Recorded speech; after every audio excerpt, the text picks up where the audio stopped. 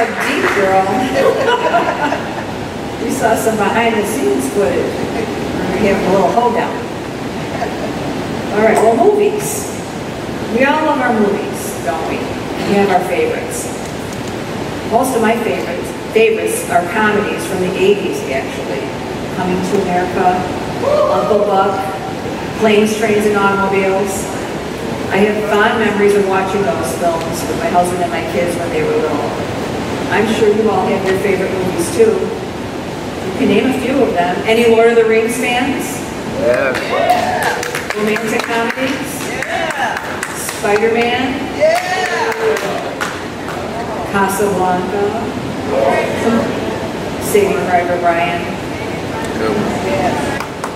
I also love true stories like Braveheart, Apollo 13, and the old 1968 musical called Funny Girl.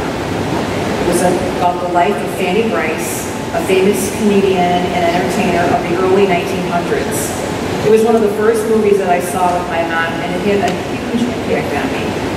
Between the dazzling costumes and sets and beautiful music and choreography, I was hooked.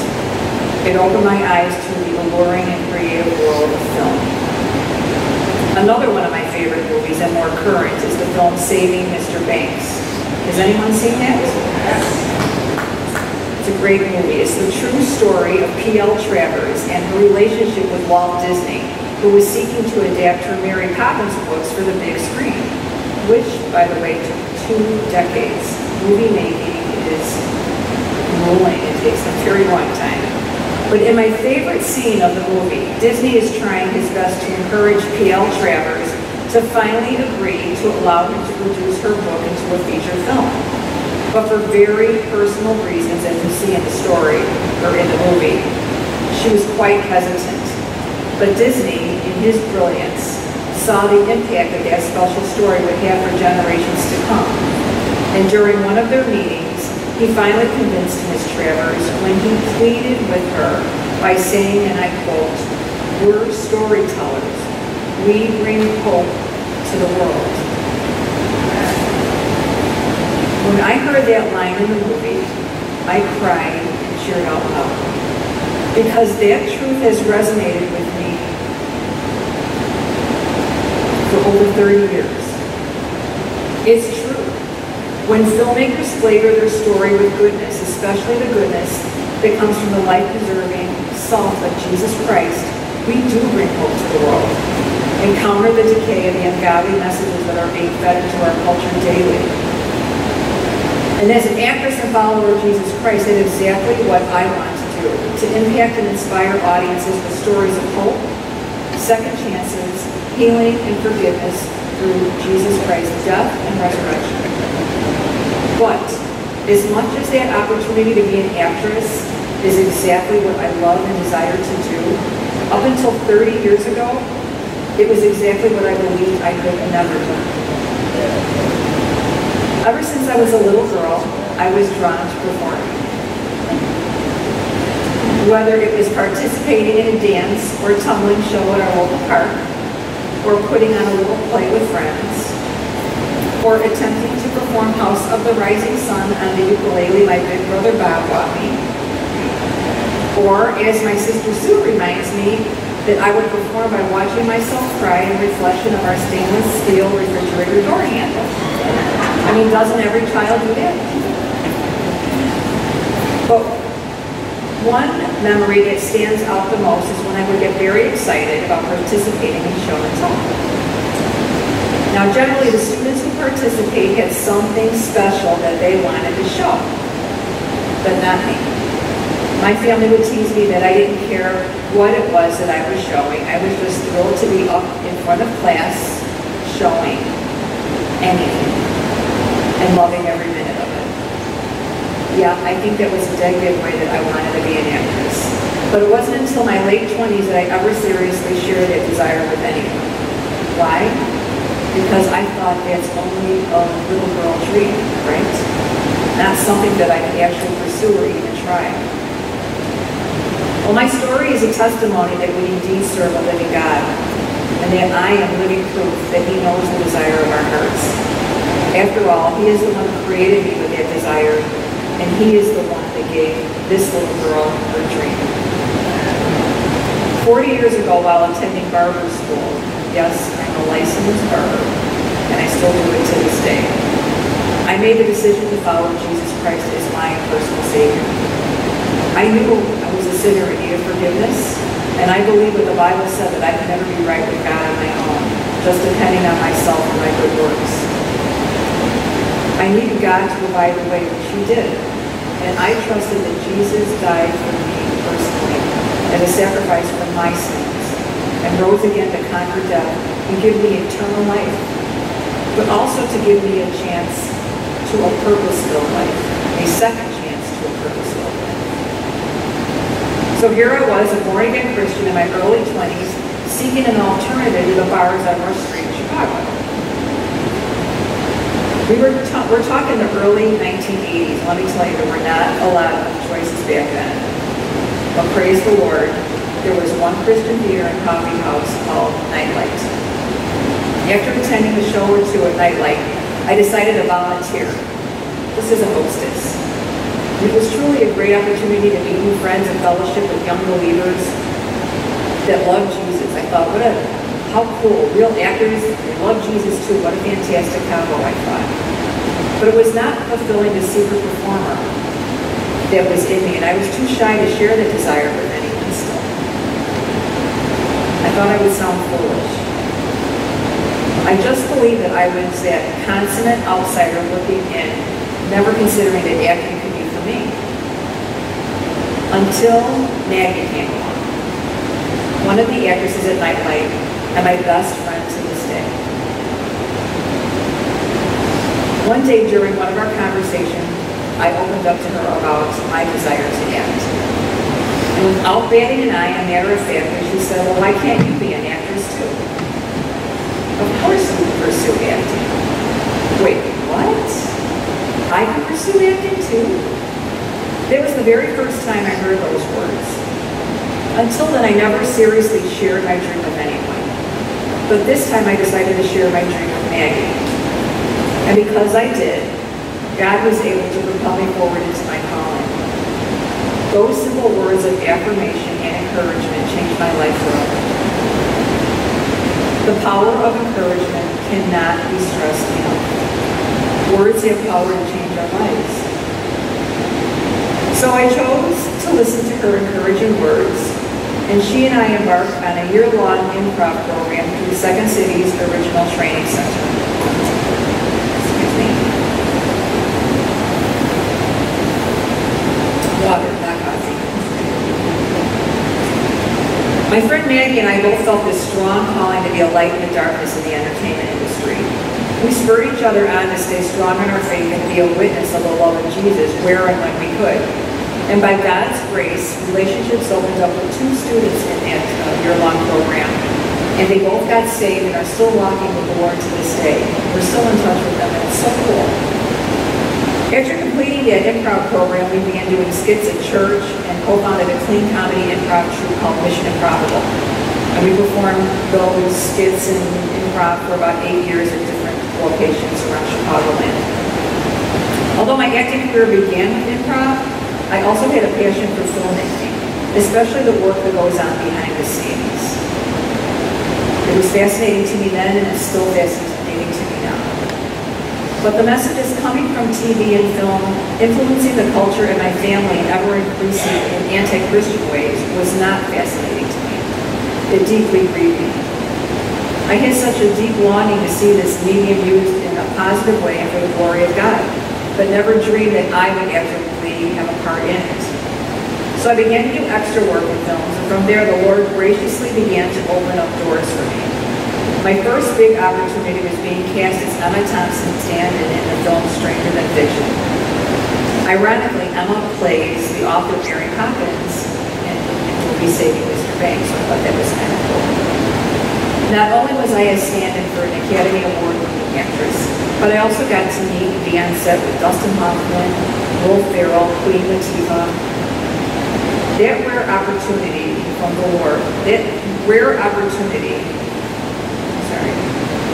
That rare opportunity was completely from the Lord, and I had many God moments during those wonderful 5 weeks on set. Interestingly, Queen Latifah's stand-in was also a strong Christian believer, and we would pray together daily. One time we prayed about a line in the script that took the Lord's name in vain, and the next thing you know, it was removed. I began to get the confidence and took my calling as an ambassador for Christ seriously, and unique opportunities began to open up on set. One of these unique opportunities arose while I was waiting in line for lunch. I overheard one of the crew members say, let's just get it over with and die and see what's on the other side. And without batting an eye, I blurted out, I know what's on the other side, the Bible tells us. Yikes. What did I just say? I was like, oh my gosh, what did I just say? We started talking, and he said that he was an agnostic, but not only was he an agnostic, he grew up on the mission field as a missionary kid in the Philippines. I silently prayed, Lord, what do I say? And then I knew what to say. I mentioned that I had a Philippine connection too. I shared with him that for over 20 years, my husband and I had been supporting a missionary in the Philippines. And separately, we were supporting Filipino children through another organization. And all of a sudden, you could see the wall come down. And we ended up having a really nice conversation. I knew that conversation was from the Lord. And I prayed that it was a seed planted to bring this crew member back to God. Just like the Bible verse says in 2 Corinthians 5:20, I beg you therefore, on behalf of Christ, be reconciled to God. After those wonderful 5 weeks on Stranger Than Fiction, I began to get cast in small supporting roles in indie films that did not come the usual way via my agent. I believe that God is my ultimate agent and manager, and He opens the doors. Not that I don't use my agent, but honestly, the best roles I've ever gotten cast in have come in unexpected and unusual ways. One of those unusual ways was being handpicked by Ron Howard to play Vince Vaughn's secretary as a non-speaking featured extra in a film called The Dilemma. Now, I didn't care that I didn't have any lines. I was just elated to be on another Hollywood set for 2 weeks opposite Vince, Kevin James, and Ron. The first day on set, there was a scene where Vince Vaughn's character asks me if he has any messages. My only direction was to hand him a note, but say nothing, because extras and featured actors have no lines. We did the scene, and when it was done, all of a sudden, Ron Howard, you know who Ron Howard is? Okay. Ron Howard comes up to me and introduces himself and says, "Hi, I'm Ron." And I'm like, no kidding. He went on to say, I think you would say something to Vince in this scene. So why don't you respond to him and say that you don't have any messages yet? What? I was stunned and in shock, and it showed. And he saw the look on my face, and he assured me and said, "Yes, I want you to say a line." Well, praise the Lord, and ka-ching! What he just did was make me a Screen Actors Guild eligible actor who now gets the red carpet treatment, including my own trailer. Well, literally, it's a quarter of a trailer. I mean, who wants that? But actors want that. It's a one long trailer divided into 4. And it's basically a toilet. So, but it's cool. And you do get a nice raise. So that, my friends, is favor of the Lord. So just like another favor of the Lord that I received when I got cast in a stage play called The Hiding Place. It was at a Christian theater called Provision in Chicago. And now I got cast in a very, very minor role. It's the story of Corrie ten Boom, but it takes place in the concentration camp after they get arrested. So I had the role as a concentration camp prisoner. I only had 5 lines in a 3-hour play. But I was content to be involved because I was watching and learning from some of the best actors in Chicago, so it was cool. Now, it just so happened, divine appointment, there's no coincidences with God, that during the run of the play, we learned about a film being produced in San Antonio called Return to the Hiding Place. It was the same story as the play, but written from a different point of view. It was from the point of view of Hans Cole, a university student who helped Corrie ten Boom hide Jews in her home during World War II. The timing was incredible. Many of the actors from the stage play auditioned for the movie, including me, and why not?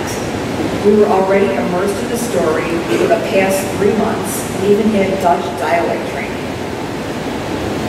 So I sent in a very amateur, self-taped audition, pre-smartphones, and I didn't expect much.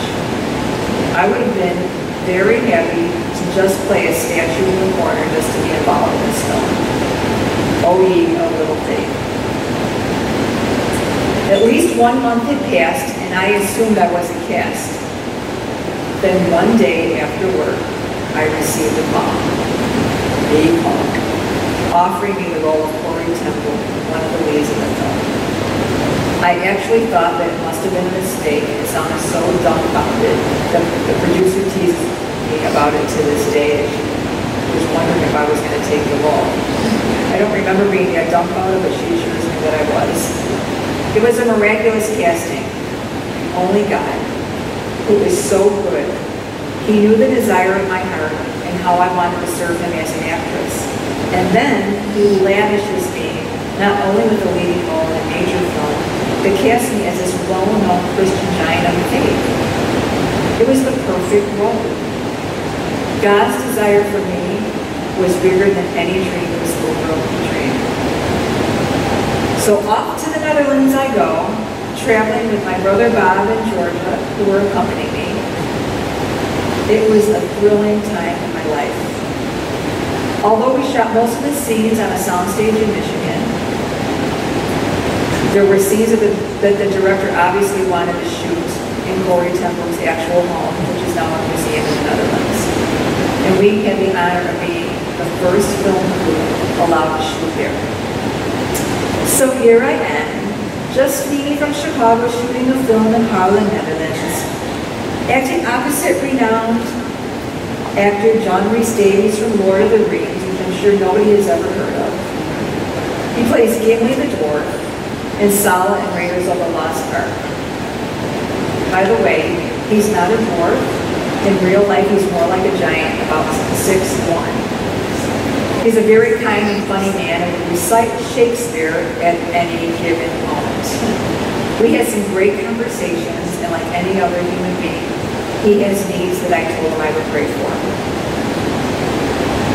Being part of this incredible movie was almost too much to take. Too much blessing, if that's even possible. I felt like Moses in the presence of God on Mount Sinai. Like in the 10 Commandments, my hair is turning whiter than it already is under my hair color. It was a true mountaintop experience that I will cherish forever. And because of Return to the Hiding Place, many other doors have opened within the Christian film industry and beyond. Over the past 9 years, the opportunity to speak and teach at film festivals and conferences and get cast in films like Princess Cut and the 2 upcoming sequels, and Summer 67, and even a secular film called Halfway with Quentin Aaron, who's the lead in The Blind Side. As is obvious, my breakout role in that film did not occur until I was in my 50s. I don't say this to depress anyone, especially the youth, but to encourage you to press on and to blunder forward with your dream. Your talent and skill is never going to be perfect. But God is in the business of creating perfection from imperfection. Like Disney pleading with P.L. Travers to bring hope to the world with her story, I want to be Christ's ambassador within the film industry and make it appeal to the world with his story. 2 Corinthians 5:20 and 21 reads, "So we are Christ's ambassadors. God is making his appeal through us. We speak for Christ when we plead, come back to God. For God made Christ, who never sinned, to be the offering for our sin, so that we can be made right with God through Christ. I pray that you will be encouraged to be ambassadors for Christ too, wherever God